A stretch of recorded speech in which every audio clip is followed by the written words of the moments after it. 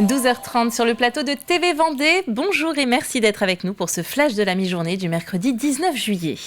Le ministère de l'Agriculture prépare le déploiement de la stratégie de vaccination contre l'influenza aviaire. Jusqu'à 80 millions de doses de vaccins, à raison de 2 par animal, doivent être injectées aux canards dans les élevages commerciaux à partir du mois d'octobre.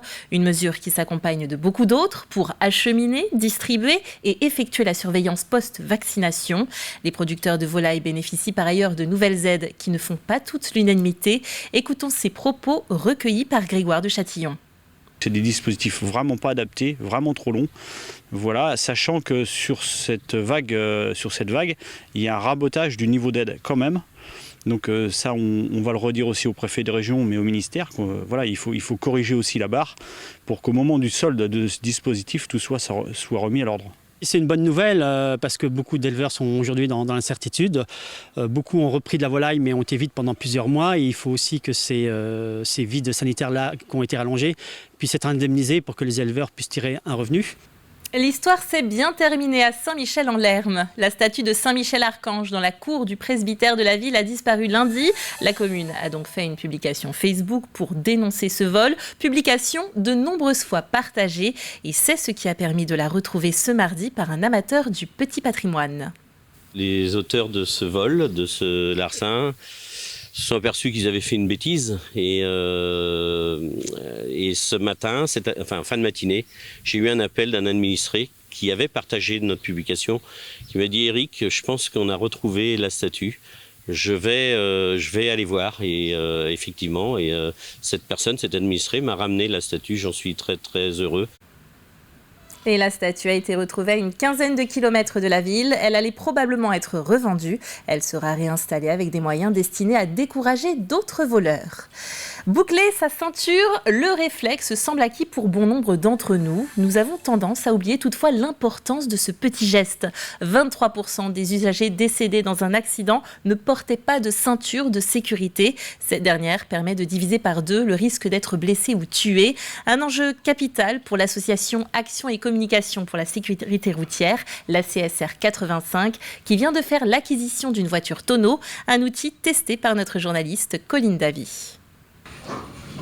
Choc frontal ou perte d'adhérence. Ah non, non, non. Ah oui. Ah ouais. Ces jeunes du SNU se confrontent de manière réelle aux bienfaits de la ceinture de sécurité avec des ressentis différents. Très bien, pas de souci. Je pense que à condition réelle, ça doit faire mal quoi. Faire attention sur la route parce que bon, avec un tout petit choc déjà, j'ai senti mon corps partir.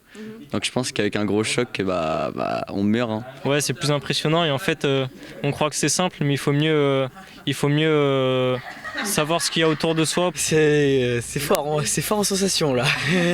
Là, on voit que plus on roule vite, plus il y a de la perte d'adhérence et plus ça part dans tous les sens. Et pour rendre la chose encore plus concrète, l'association a investi dans ce nouvel outil, une voiture tonneau.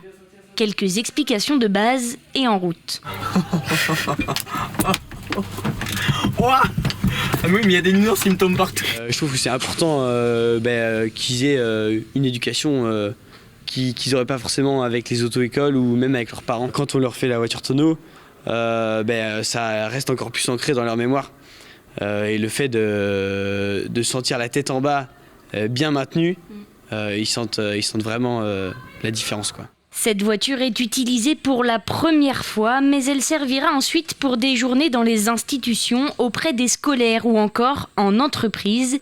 Objectif, sensibiliser sur des pratiques de sécurité pas forcément étudiées à l'auto-école. Sur le fait de bien ranger sa voiture. Alors que ce soit chez les jeunes, mais que ce soit aussi dans les entreprises, que les véhicules d'entreprise soient toujours bien rangés. Parce que quand on est amené, ou quand la voiture est amenée à faire une sortie de route et éventuellement à faire un tonneau, une caisse à outils ou un ordinateur portable pour un commercial qui va aller valser un petit peu dans la voiture et éventuellement blesser le conducteur, il est important de rappeler aux gens de bien ranger sa voiture. D'autant plus important qu'en France, 10% des accidents se terminent en tonneau.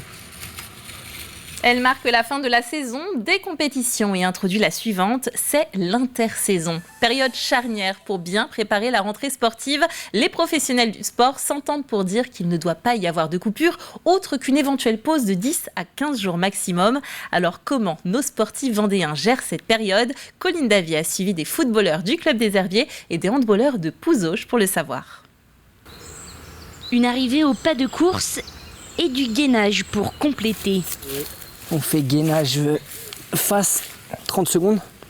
T'es prêt? Vas-y. Pour les sportifs de haut niveau du département, l'heure est à la reprise. C'est vrai que là, nous, quand on reprend, ça surprend certains qui nous disent qu'on est déjà dans des programmes de reprise, mais ouais, on est en décalé. Nous, nos vacances sont plutôt mai-juin, donc on s'adapte. On trouve de la motivation, comme je disais, à plusieurs, avec des gars du groupe.